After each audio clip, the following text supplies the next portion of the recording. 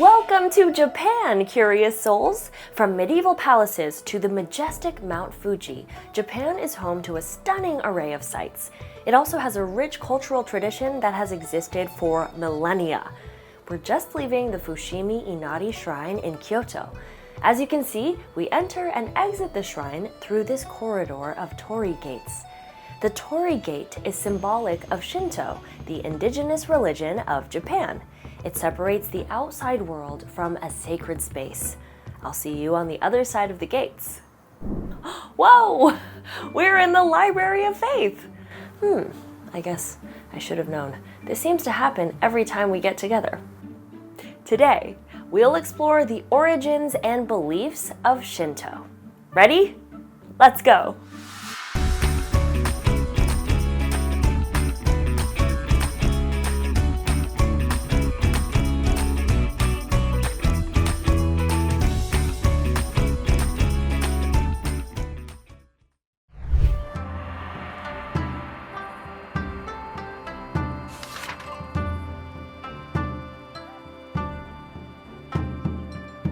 We arrived at the Library of Faith just in time. We're about to hear a reading from a Shinto creation story. It will help us to understand the origin and development of Shinto. Ready? At the beginning of the world, the universe was in chaos. Izanagi, a male deity, and Izanami, a female deity, were chosen to form the land on Earth. They dipped a spear into the ocean, stirred the sand on the ocean floor, and drew the spear out of the water. As droplets of earth and water dripped from the spear, the islands of Japan were formed. From there, Izanagi and Izanami descended to Japan and gave birth to other spirits, each representing an aspect of the natural world. What you just heard is a traditional Shinto creation story. In this story, you may have noticed references to spirits that are associated with natural elements. These spirits are called kami. The term Shinto means way of the kami. Worship of the kami in Japan dates back thousands of years. Today, we'll find out how Shinto developed over time. Please follow along and complete the timeline in your guided viewing. During prehistoric times, the indigenous people of Japan practiced animistic worship. Animism is the belief that natural objects and forces possess spirits. Worshippers tried to maintain harmony with the spirits, looking to them for food, protection, and guidance. While worship of the kami was common throughout Japan, local villages and clans often had their own kami and distinct worship practices. Around 300 BCE, people began growing rice in Japan. Rice became Japan's staple crop. Nearly everyone relied on it. Organized communities formed, centered around rice cultivation. Knowing that the people worshipped nature spirits, what influence do you think the introduction of rice farming had on religious practices? Perhaps you thought that people would organize religious rituals to ask the spirits to provide good rice harvests. That's exactly right. The combination of stable communities and shared religious rituals led to a more organized system of kami worship, which we now call Shinto. Around 550 CE, Buddhism arrived in Japan.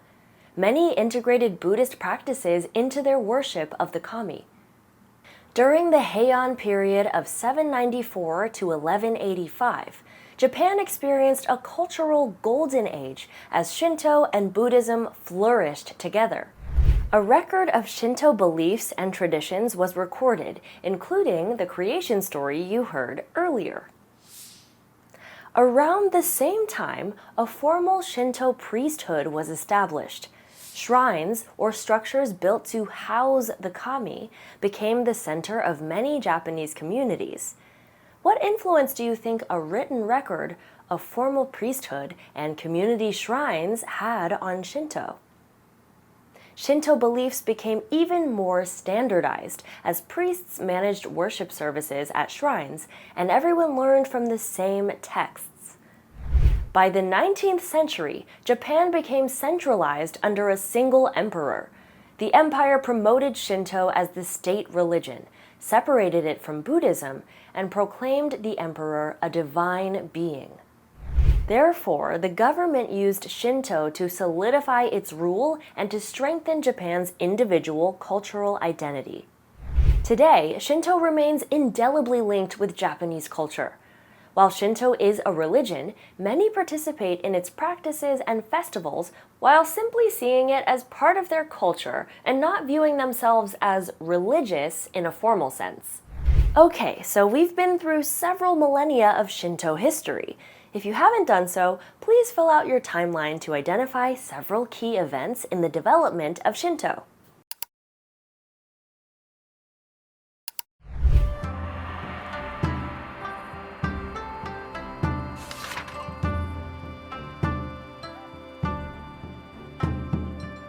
As Shinto means the way of the kami, worship revolves around these spirits, making it a polytheistic faith.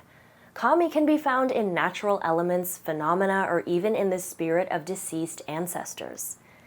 In Shinto tradition, there is no all-powerful god, but rather each kami plays its own role in influencing natural forces and the fates of humans.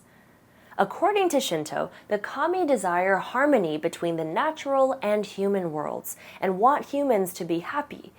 In turn, humans have the responsibility to respect the kami. While most people in present-day Japan view the creation story you heard today, and others like it, as legendary, many believe in the influence of the spiritual realm on the human world and apply core Shinto principles in their lives. To find out more about these principles, let's return to our story. Izanagi and Izanami continued to create numerous deities. However, tragedy struck when Izanami gave birth to Kagutsuchi, the fire kami. As she gave birth, she was severely burned and died as a result. Devastated, Izanagi ventured into the underworld where beings go after death. He found Izanami, but she hid in the shadows, unwilling to show her face.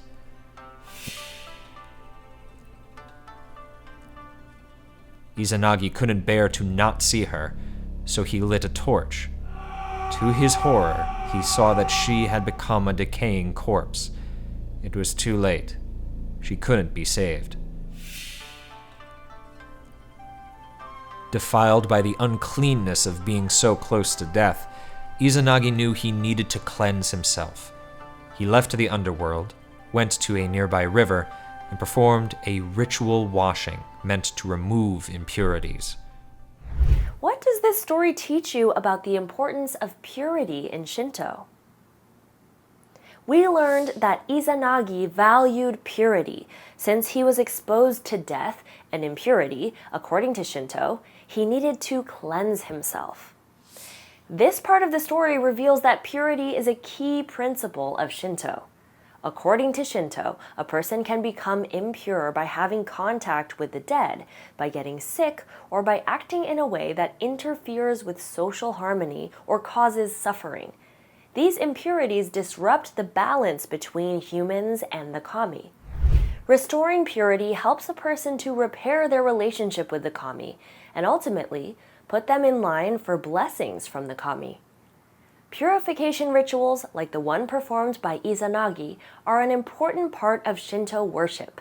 We'll learn more about them in the next lesson. Now, let's find out about another key belief of Shinto by finishing our story of Izanagi and Izanami. While performing the purification ritual, deities began to emerge from the clean parts of Izanagi's body. Amaterasu, the sun goddess, was born. Then, Tsukuyomi, the moon god, emerged. Finally, Susanoo, the storm god, came out. Together, Amaterasu, Tsukuyomi, and Susanoo would become three of the most important kami of all.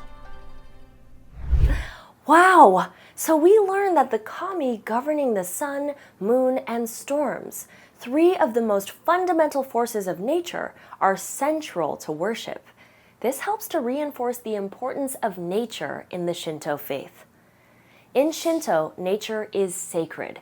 Mountains, forests, rivers, and other natural elements are seen as embodiments of kami, so treating nature with respect is of the utmost importance. All right, curious souls. In this section, we covered some basic beliefs of Shinto, as well as the importance of purity and nature. Now, take a minute to fill in your guided viewing task.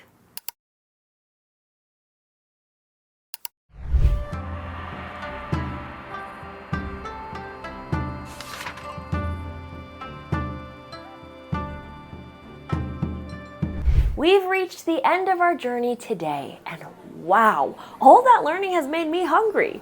When followers of Shinto sit down to eat, they express gratitude to the kami for their meal. Why? Well, food comes from nature, and nature is governed by the kami. In our next lesson, we'll learn more about the importance of gratitude in Shinto, along with other examples of how ethics play a role in practices. But for now, my sushi is coming out. Until next time, stay curious.